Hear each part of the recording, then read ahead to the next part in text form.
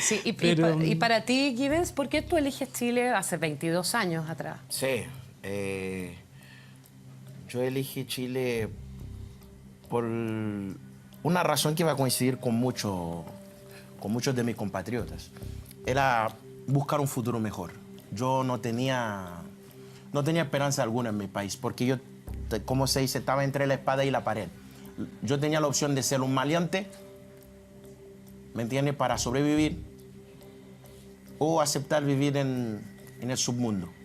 ¿Y cómo se No había sobrevive en esas colegio. circunstancias? ¿De qué vivías tú? ¿Qué comías? De la remesa del extranjero, Ya. de mi hermano que estaba en Canadá y de mi padre en ese tiempo que estaba en Miami. No es guerra, perdona Givens, guerra no, porque guerra uno lo piensa de una forma, cayendo bomba, personas con pistola, y así, no, inseguridad.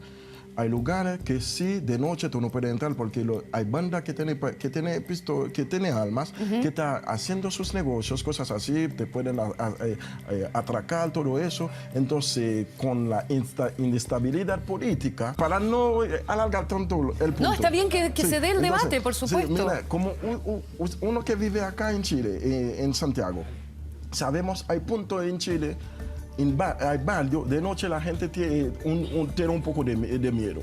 Podemos decir en Haití, hay puntos que la gente tiene más miedo todavía, pero no puedo decir guerra. Cuando tú dices guerra, va a pensar que es una guerra. Guerra es guerra. Pero Ni guerra civil no había. Marc, ¿y finalmente es por hambre que se vienen, Givens, a Chile? Es la parte fundamental. Es el pan del día a día. Cuando tú piensas que la gran mayoría de la familia... En Haití son todos héroes. Hay sobrevivientes.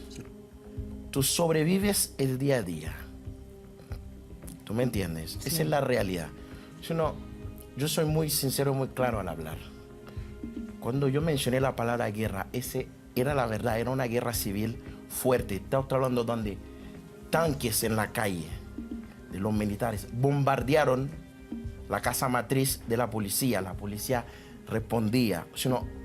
Murieron más de 500,000 personas. Más de 500,000 personas.